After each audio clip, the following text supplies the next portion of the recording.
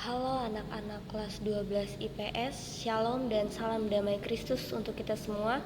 Berjumpa kembali dengan Ibu dalam pelajaran pendidikan agama Katolik dan budi pekerti di kelas 12 IPS. Ibu harap kalian bisa belajar dengan baik dan tetap semangat. Nah anak-anak, materi kita kali ini kita akan membahas tentang perdamaian dan keutuhan lingkungan hidup ciptaan Tuhan. Yang pertama, perdamaian adalah keadilan. Bisa kalian bandingkan dalam kitab Yesaya ya, bab 32 ayat 17. Perdamaian adalah keadilan yang dipahami dalam arti luas sebagai sikap hormat terhadap keseimbangan setiap pribadi manusia. Jadi, perdamaian itu terancam jika manusia tidak diberikan segala sesuatu yang menjadi haknya sebagai pribadi manusia, tatkala martabatnya tidak dihormati, dan manakala kehidupan sipil tidak diarahkan kepada kesejahteraan umum. Kemudian yang selanjutnya kita akan melihat fakta-fakta pertikaian dan perang. Kita dapat menyaksikan bahwa dalam beberapa belas tahun atau puluhan tahun terakhir ini sering terjadi banyak sekali kejadian atau peristiwa pertikaian, konflik atau peperangan ya, baik di dalam maupun luar negeri. Nah, pertikaian-pertikaian tersebut antara lain sebagai berikut ini ya. Misalnya yang pertama itu di Timur Tengah hingga kini masih terjadi peperangan yang tak kunjung selesai antara Israel dan Palestina. Ini sudah ratusan ribu nyawa yang melayang sebagai korbannya ya. Kemudian yang selanjutnya itu di Eropa ya, hubungan antara blok barat dan blok timur kadang menimbulkan ketegangan.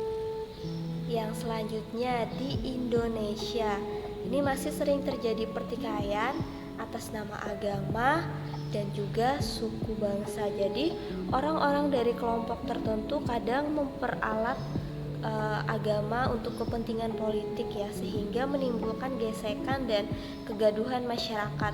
Bahkan pernah terjadi pertikaian antar pemeluk agama di beberapa wilayah di Indonesia yang membawa banyak korban jiwa. Selanjutnya kita akan melihat alasan terjadinya pertikaian dan perang. Jadi berikut ini ada beberapa alasan yang menyebabkan terjadinya pertikaian dan perang ya. Yang pertama itu karena fanatisme agama dan suku. Jadi fanatisme agama atau suku ini biasanya disebabkan oleh kepicikan dan perasaan bahwa dirinya terancam. Jadi pertikaian dan perang karena fanatisme agama itu selalu berlangsung lama dan juga sangat kejam. Kemudian yang kedua, sikap arogansi atau angkuh. Jadi selalu ada suku atau bangsa yang merasa diri lebih kuat dan dapat bertindak sewenang-wenang secara sepihak. Kemudian yang selanjutnya itu karena keserakahan. Banyak pertikaian dan perang berlatar belakang ekonomi karena ingin merebut harta karun tertentu. Demi harta dan uang, orang dapat berbuat apa saja ya, termasuk perang. Perang menciptakan peluang perdagangan senjata dan juga teknologi. Dan yang terakhir itu merebut kemerdekaan dan mempertahankan hak. Jadi perang kadang-kadang terpaksa dilakukan untuk merebut kembali kemerdekaan dan juga mempertahankan hak. Selanjutnya, akibat pertikaian dan perang.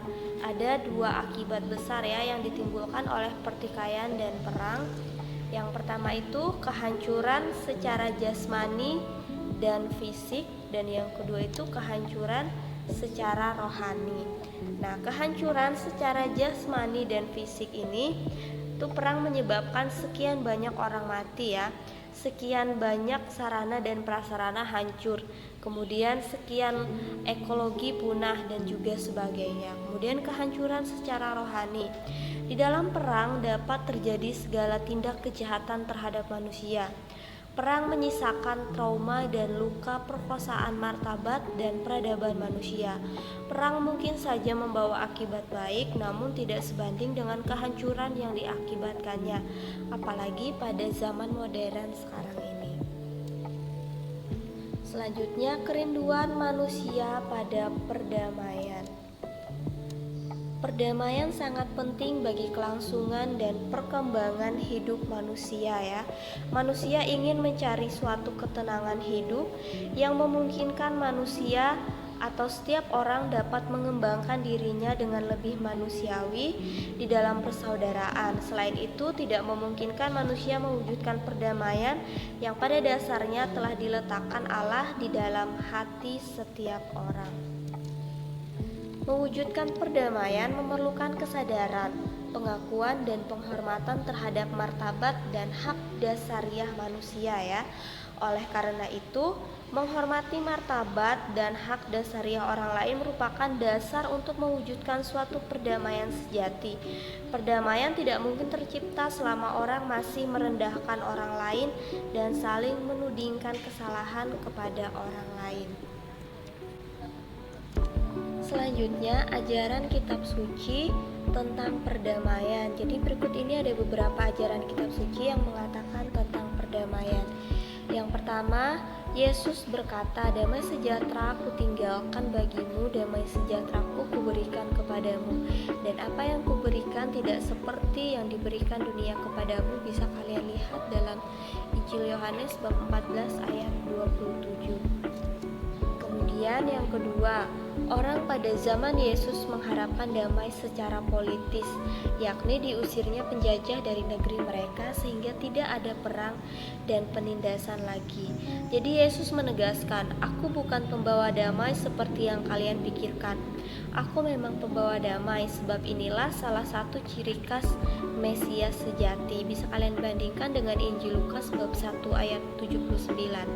Namun damai itu bukan semacam ketenangan murahan ya, damai politis seperti yang dibayangkan orang. Yesus mengajarkan perdamaian yang jauh lebih mendalam.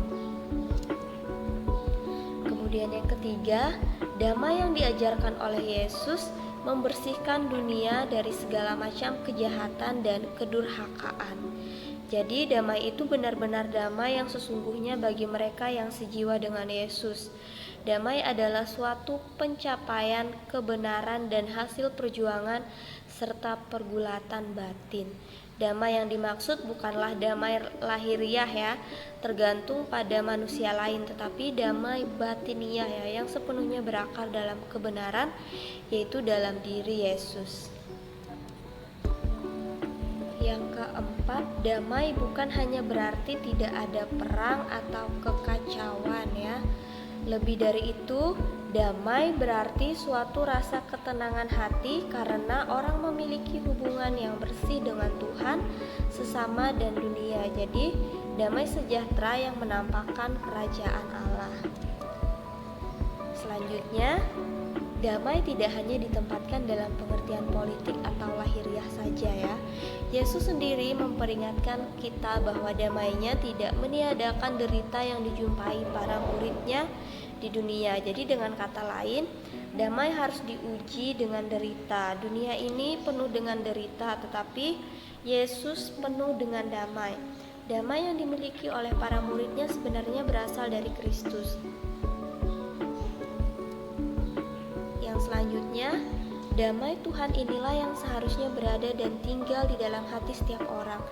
Damai yang demikian kuatnya sehingga setiap kejahatan dibalas dengan kebaikan ya. Seperti terdapat dalam Injil Matius bab 5 ayat 39. "Kalau orang menampar pipi kirimu, berikanlah pula pipi kananmu." Jadi Yesus menolak setiap kekerasan dalam pewartaannya. Yang terakhir, perdamaian tidak dapat tercapai di dunia ini apabila manusia dengan rakus mengutamakan kepentingan pribadinya. Jadi perdamaian itu akan terwujud bila kesejahteraan setiap pribadi terjamin dan manusia dengan penuh kepercayaan melakukan tukar-menukar jiwa dan bakatnya. Tekad yang kuat untuk menghormati martabat setiap orang dan bangsa lain merupakan syarat untuk terciptanya perdamaian. Selanjutnya, keutuhan lingkungan hidup ciptaan Tuhan. Pesan-pesan kitab suci dan ajaran gereja berkaitan dengan keutuhan lingkungan hidup ciptaan Tuhan adalah sebagai berikut ini ya. Yang pertama, pesan kitab suci. Berdasarkan kitab Kejadian bab 1 ayat 1 sampai 24 tentang kisah penciptaan dijelaskan bahwa segala sesuatu berasal dari Allah, langsung atau tidak langsung. Allah telah menuntunnya untuk berkembang sampai tercipta alam dan lingkungan hidup yang sedemikian indah, harmonis, dan ajaib. Jadi semua yang tercipta atau ciptaan Allah itu selalu aktual ya, adalah baik seperti yang telah kita renungkan sampai saat ini. Yang selanjutnya, pesan ajaran gereja. Paus Fransiskus dalam ensiklik Laudato Si menyerukan seluruh umat di dunia untuk berevolusi memerangi perubahan iklim, pemujaan manusia pada teknologi dan ketergantungan pada bahan bakar fosil ya, yang telah mencuri keindahan alam dan keberagamannya yang berguna bagi generasi mendatang. Nah, dalam menjaga dan melestarikan alam ciptaan dibutuhkan kesadaran bersama dan pribadi. Hal itu juga bisa dilakukan secara sederhana dan dalam skala kecil-kecilan. Misalnya membuang sampah pada tempatnya, hemat menggunakan air, dan lain sebagainya. Pelestarian alam adalah bagian dari suatu gaya hidup yang melibatkan kemampuan untuk hidup bersama dan mendalam. Terdapat dalam dokumen Laudato Si artikel 228. Nah, jadi nilai dasar lainnya adalah keutuhan alam lingkungan atau keutuhan ciptaan ya. Jadi sejak awal mula Allah menciptakan manusia yang harmoni dengan lingkungan alam. Di dalam alam terdapat rantai kerja sama antara ciptaan untuk saling menunjang dan menghidupi satu dengan yang lain ya. Jadi kitab suci menandaskan Allah melihat bahwa semuanya itu baik. Oleh karena itu kita harus bersikap mengagumi dan mensyukuri alam lingkungan kita, karena daripadanya kita dapat hidup dan berkembang. Baiklah anak-anak, demikianlah materi yang dapat Ibu sampaikan dalam pertemuan kali ini. Semoga apa yang Ibu sampaikan dapat bermanfaat bagi kita semua. Sampai bertemu di pertemuan yang selanjutnya dengan materi yang baru. Tetap semangat, jangan lupa jaga kesehatan. Thank you and God bless you.